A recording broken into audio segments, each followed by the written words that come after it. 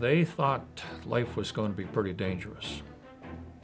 So they started planning the Great Escape. They knew that they probably would not survive.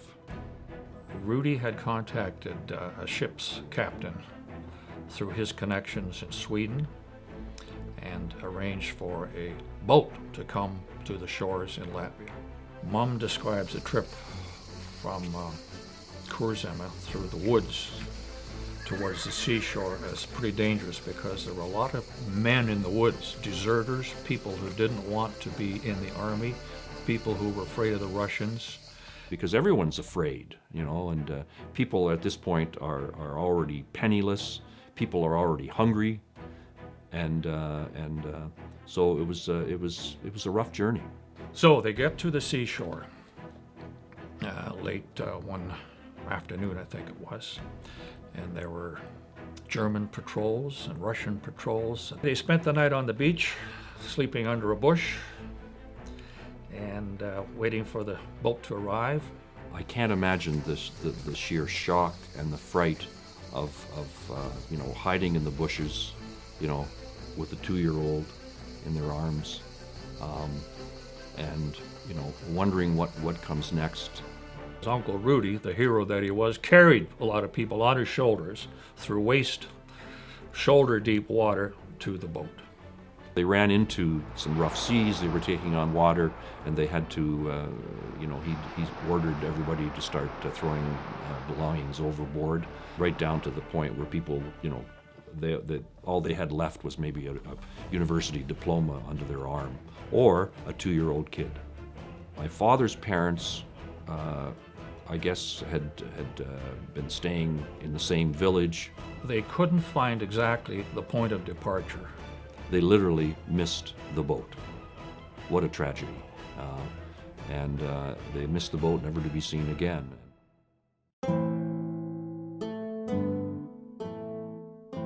Life in Latvia was, as one can imagine, was probably very good for Emma and Nicholas. They were both from they're varying backgrounds. My mother was from a wealthier family. My father was from a farming family who were also in the construction business. A very large family, a lot of brothers and one sister. And they lived in Rezekne, the town which is near the Russian border where my father grew up. From some of the stories that Dad told about the farm, growing up on the farm, and it was a large farm, and I think a fairly prosperous farm. But they worked hard, and they had a huge family to feed, so there were a lot of challenges, whereas my mother led a pretty privileged upbringing.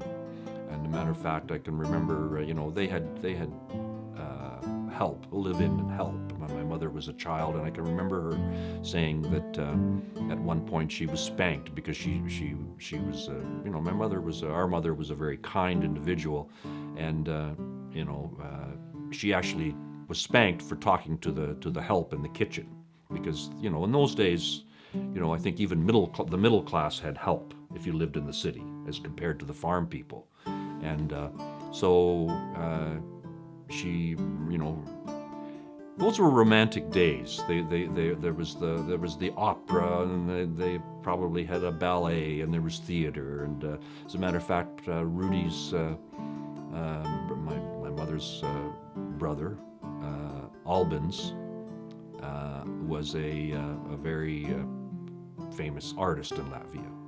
So there was quite a flair for the arts on my mother's side of the family. Mom as well. Do you remember during the First War, she traveled to the Orient on the Manchurian Express, or whatever it was called, the Orient Express, by train right through Manchuria to Japan and to the far reaches of Russia to get away from the First War.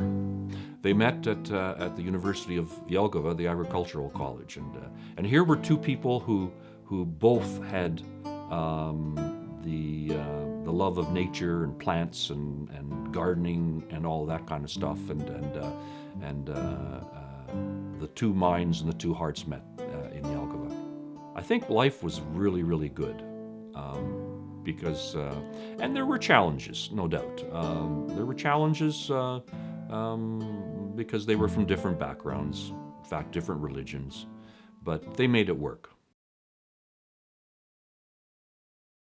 Moving to Canada, I think, was prompted by a lot of other people who had gone, a lot of other Latvians who'd gone, and they specifically knew of jobs in the agricultural business.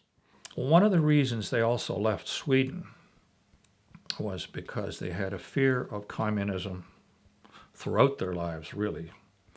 But they thought the spread of communism might come to the shores of Sweden and other parts of Europe, so they wanted to get as far away from that threat as possible as well.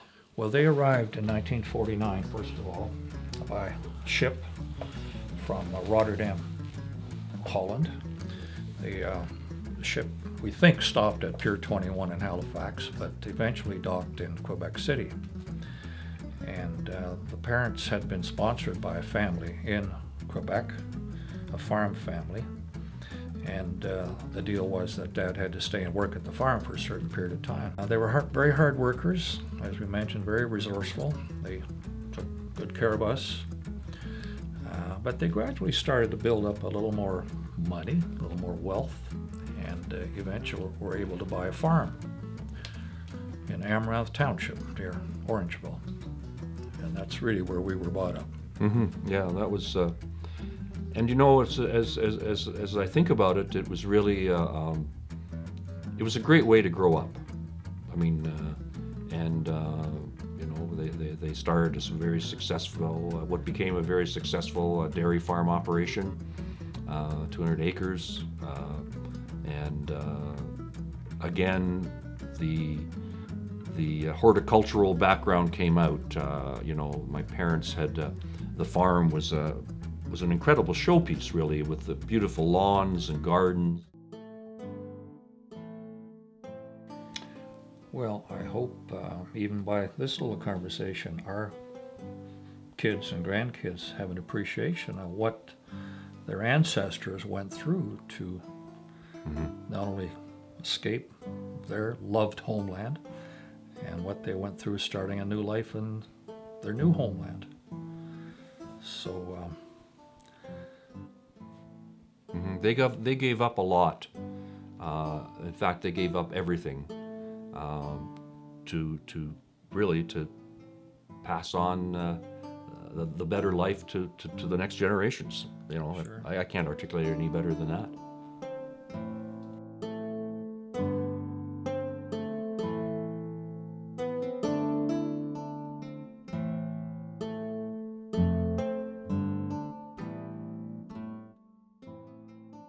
Par Latviju labu. Par Latviju labu, jā, skatāmies uz bildi, viņi vēl bildi ņems ar video. Nu, here's to free Latvia.